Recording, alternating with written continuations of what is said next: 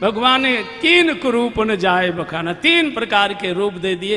क्योंकि भगवान जानते हैं बच्चे को उपदेश से काम नहीं चलेगा, बच्चे के साथ तो खेल ही करना चाहिए थोड़ा सा।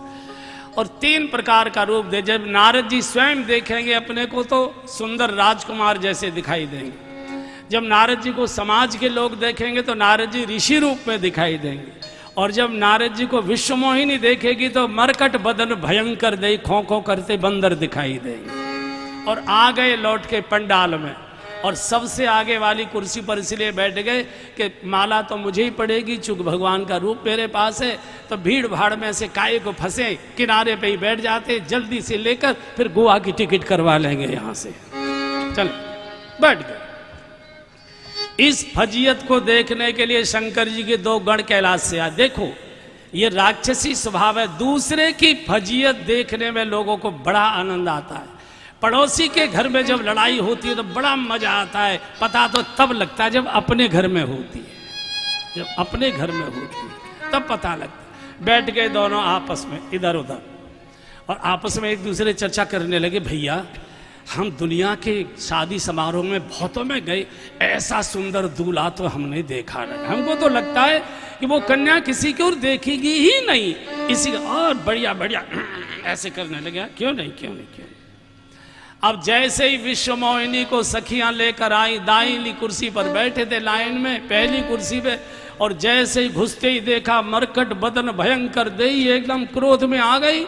जब पहली कुर्सी पर ही बंदर है तो अंत में कौन कौन मिलेगा, चलो यहां से। और जैसे ही वहां से दूसरी ओर चली, ये तो एकदम घबरा गए, जैसे कोई रुपयों की गांठ हाथ में से लोभी के हाथ से जैसे छूट जाती है, परेशान होने लगे। तो दोनों गणों ने कहा घबराओ मत, भीड़ ज्यादा थी, शर्म के कारण आपको देख नहीं पाई, चिंता मत करो, तुम्हारे ही गले में हार पड़ेगा, घबराओ मत। और जब दूसरी ओर की पंक्ति में गई, बीच में भगवान नारायण राजकुमार के रूप में विराजमान थे, और जाते ही विश्वमोहिनी ने कंठ में हार डाल दिया और दुल्हन ले गए लक्ष्य निवासा, नप समाज सौ भयउ निराशा। अब तो ये नारद जी तो इतने पसीना पसीना एकदम क्रोध में आ गए।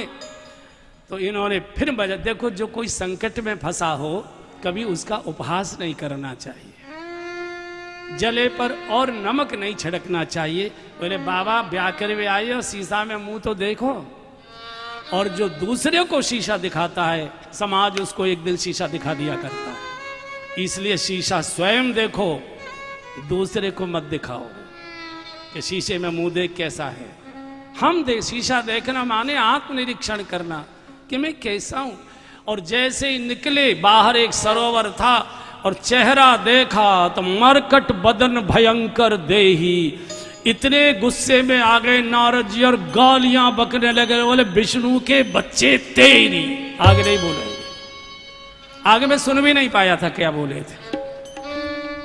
इतने गुस्से में सारे समाज के सामने मेरा उपहास बंदर बनाकर, मैंने जीवन भर तुम्हारी कथाएं सुनाई, गाई, यश गाया, और एक जीवन में मैंने काम की मांग की और उसमें मना करते, और इतने क्रोध में कि गोस्वामी जी ने चौपाई लिखी है, फरकति अधर कोप मन माही, सपदे चले कमला प्रतिभा। जी फरकत अधर कोप मन माही, सपदे चले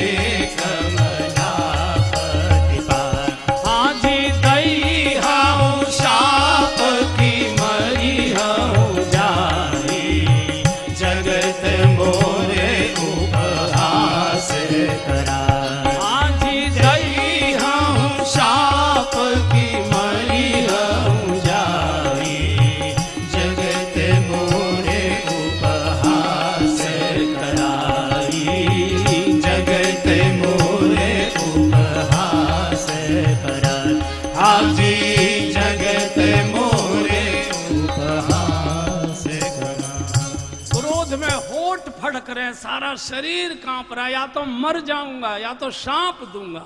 सारे संसार में मेरा उपहास करा दिया। दौड़े जा रहे थे, बीच में बीचई पंथ मिले धन जारी, संग रमा सोई राजकुमारी। बीच में भगवान रथ पर बैठे मिल गए। तो कहा रे ईश्वर कहाँ भागे जा रहे, कहाँ भागे जा रहे विकल की तरह। अरे रुको रुको, देखा तो संग रमा सोई राजकुमारी, वही राजकुमारी और लक्ष्मी। अब तो जो गाली दी थी, बाप रे, झूठे कही के, धोखेबाज कही के, बेशर्म कही के, अपनी शादी के बाद भी पेट नहीं भरा, बच्चों की शादी में धोखा दिया, मना कर देते, सारे जगत में मेरा उपहास करा दिया, तुमको शर्म नहीं आती है। और जैसे आज मैं स्त्री के वियोग में रो रहा हूं, तड़प रहा हूं, एक दिन तुम भी स्त्री के वियोग में तड़पोगे और तुमने मेरी बंदना आकृति की, ये बंदर ही एक दिन तुम्हारी सहायताएं करेंगे, करिए की से सहाय दो। लक्ष्मी जी का महाराज बाबा को रोको ना, ये इतनी गालियां दे रहा। बोले तुम चुप बैठी रहो, तुम मत बोलो। बाबा गाली नहीं दे रहा है। बोले तो, बोले रस्म पूरी कर रहा है। बोले क्या मतलब? बोले शादी के समय माताएं गालियां गाया करती हैं, वहां गाली गाने का मौका नहीं मिला तो ये रस्म पूरी करें। नारद यहां तक आए, नारद। और जब शाप दे दिया भगवान ने, शाप को स्वीकार किया, माया को समेटा, नहीं तह रमान राजकुमारी। भक्त और भगवान, न रथ, न लक्ष्मी जी, न विश्वमोहिनी, एकदम अब तो चरणों में, प्रभु प्रभु मेरी वाणी असत्य हो जाए, मेरा श्राप झूठा हो जाए, प्रभु मैं मूर्ख, मैं भूल कर गया, प्रभु क्षमा करिए। भगवान ने उठाकर हृदय से लगाया। नारद, साधु शाप नहीं देता, साधु आशीर्वाद ही देता है। शाप होता तो तुम कहते जैसे मेरी शादी नहीं हुई ऐसे तुम्हारी भी शादी नहीं होगी, स्त्री के लिए तड़पोगे। तुमने कम से कम ये तो कह दिया कि तुम स्त्री के लिए रोओगे तो इसका मतलब स्त्री मुझे मिलेगी तो जरूर। साधु शाप नहीं देता। प्रभु मैं क्या करूं, मैं इतना अंदर से ग्लानि में हूं, मैंने अपने आराध्य को गालियां दी, मुझे कैसे मानसिक शांति मिले, मेरे अपराध कहां जाकर मैं इसका प्रायश्चित करूं। भगवान ने कहा है जिसका अपराध किया जाता है क्षमा उसी से मांगी जाती है, जिसका अपराध किया जाता है क्षमा करने का अधिकार उसी को होता है। हम उल्टा करते हैं, अपराध किसी का करते हैं, क्षमा कहीं जाकर मांगते हैं। अपराध परिवार का करते हैं, अपराध पड़ोसी का करते हैं, अपराध समाज का करते हैं, और क्षमा तो सरकार से आके मंदिर में मांगते। भगवान कहते निकल जाए यहां से, खबरदार आया। जिसका अपराध किया जाता है क्षमा करने का अधिकार उसी के पास होता है।